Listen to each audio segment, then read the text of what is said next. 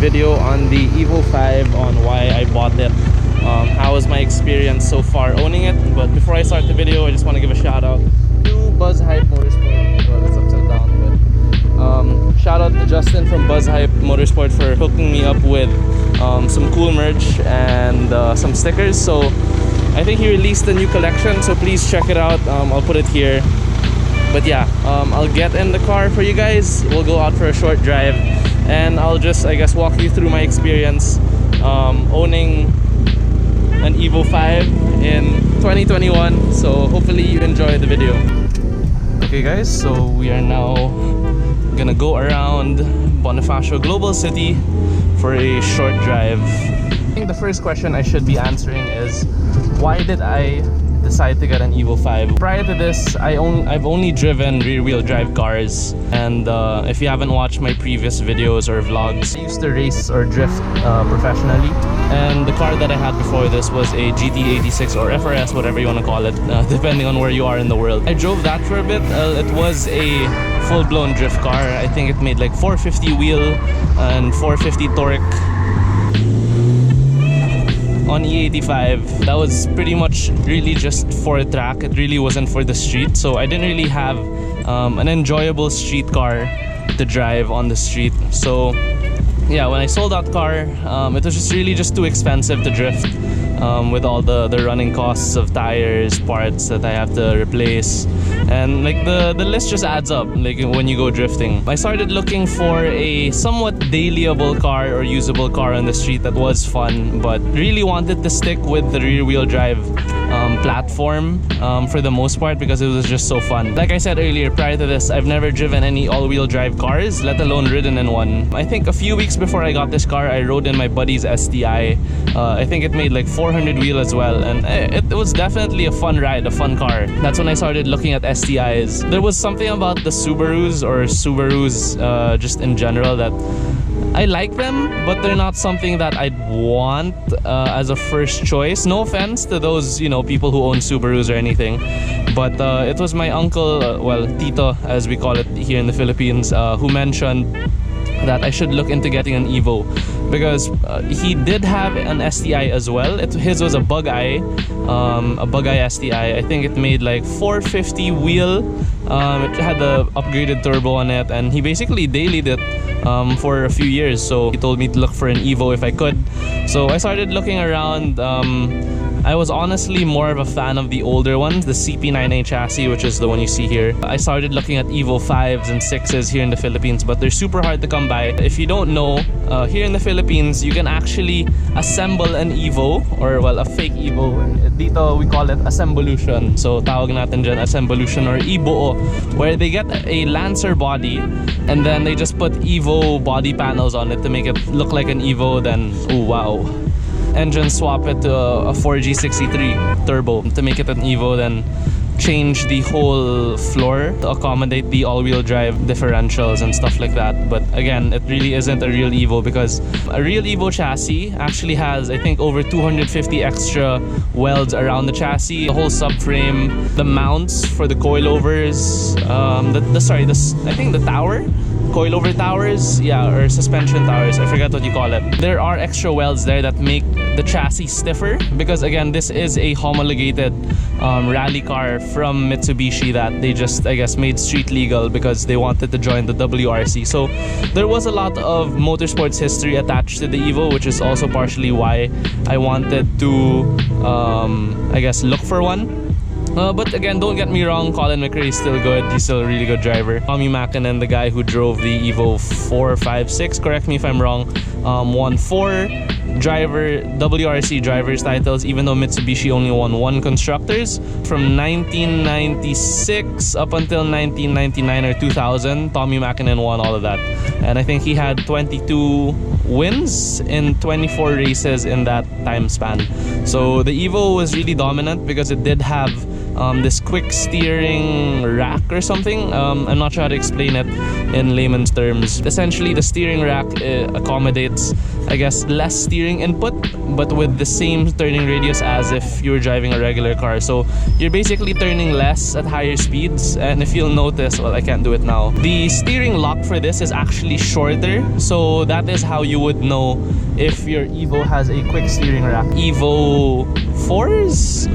I think it starts from the Evo 4. I'm not sure if the Evo 1 to 3 has it, but maybe the 4, 5, and 6 do have the quick steering rack, including 7, 8, and 9. Not sure about the 10. I don't know too much about Evos that far in, because again, I am still new to the platform. I got this car in February. I essentially just had preventive maintenance done to it for a good month and a half in the shop.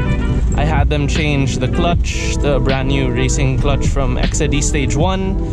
It's not a twin plate, single plate. I think it's a 6-puck, so it is fairly hard on the foot, on the left foot. It is kind of a workout, but I've actually driven this through traffic a bunch of times. Actually, yesterday I drove it all the way up to, I think, up north, and I was deep inside Quezon City. It was literally standstill traffic, stop and go. Car had no problems other than the really heavy clutch, but that was pretty much it. I've been loving the drive on this so far. The performance on this is insane. This is a Evo 5 GSR, not the RS version. The RS version is actually 90 kilos lighter than the GSR, weighing in at 1,250 kilos. And this GSR weighs around 1,340, 1,350 more or less. Because the RS doesn't have, I think, power windows, it doesn't have aircon, so there are basic amenities that RS doesn't have. But again, the RS was meant for teams or individuals who want to buy the car and start modifying them like straight out of the box. Nothing really special about interior from 1998. Has all, I guess, the bells and whistles you might need. Climate control, you can see the temperature outside. It has, like, it doesn't have swing but it has electronic mirrors. Yeah, you can see it closing there, so I guess that's a cool feature. It has automatic windows. This car came with launch control already. Had the boost gauge, the turbo timer. It has an AFR gauge down here, but it doesn't work. Then I pretty much just changed the steering wheel, the shift knob, the shift boot, and the racing pedals down there.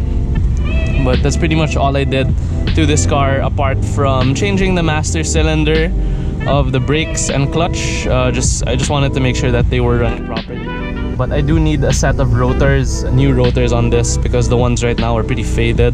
So that's my next plan, and hopefully I can save up for better coilovers, because the ride right now, if you don't notice, is pretty stiff. The coilovers I'm running now are called XYZ coilovers. I think they are a Taiwanese brand or a UK brand. The preload on the coilovers feels more like honestly 11, 12, 13, like super stiff. In hindsight, in the corners, it feels really good. I'll do a quick pull for you guys here. If you haven't been following my, I guess, channel, please hit the subscribe button right now so you can stay updated for more content, car content. I am moving to LA for the meantime, so I am doing this vlog as kind of like an update for current viewers as well as new viewers on what they expect from my channel. So I mostly just video cars. I mean, that's what I really enjoy. I enjoy traveling as well, so I might dabble into that while I'm in LA. And speaking of getting a car there, I'm not sure, because if you don't know, it does suck to have a car in California, especially like a modified one. And coming from a car like this, that is no bueno in the state of California. So tingnan natin if we'll get a car there. But if not, then it's not the end of the world. There are a lot of car meets there that we can go to, check out, see some cool builds. But going back to the video, in terms of why I got this Evo, I think that took too long. We sidetracked for a good while, but I got this car because, again, it is rare. I think there are only a little bit over 6,000 units or 7,000 worldwide of the GSR and RS together. There were, I think, 7,500 orders made for the Evo 5 when Mitsubishi first announced that they were going to be producing this unit or this model. for the public, and it instantly sold out. So at the time, if you didn't live in Japan, it would be super hard for you to get your hands on this. But this car is left-hand drive converted, but it is original from Japan. It has the badge in the engine bay as well, and it has like the sticker here by the door, just to know it's authentic. And I'm not sure if you can see here, but yeah, there's like Japanese lettering as well as here. So you can see there, it is, I guess, authentic Japanese because of the lettering or the wording. I really just got this car because it was super hard to find. I paid around 1.5 million pesos for this, so I guess that is around divided by 48, so that's around $30,000.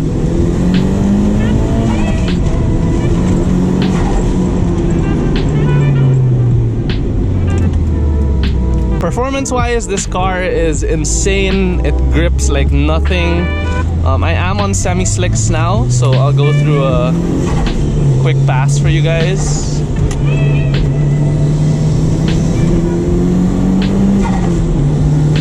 But yeah, the car is just super confidence inspiring. That's the thing with all-wheel drives. You can really just, you know, push the car, and you know it's gonna grip, you know it's gonna stay on throttle. And I don't want to mention how fast I was going other times when I was testing the grip out on this thing, but I can tell you as a, I guess, car enthusiast and spirited driver that this car really, it makes you feel like you're a better driver, which could be a good and bad thing. So yeah, I guess that's one thing to keep in mind when you get this car. But definitely, if you can get your hands on an Evo, do it, because the prices for these things are just gonna go higher and higher as the US market demand increases for cars like this. So yeah, that's just one thing to note when you're looking for an Evo, because yeah, they are really hard to come by.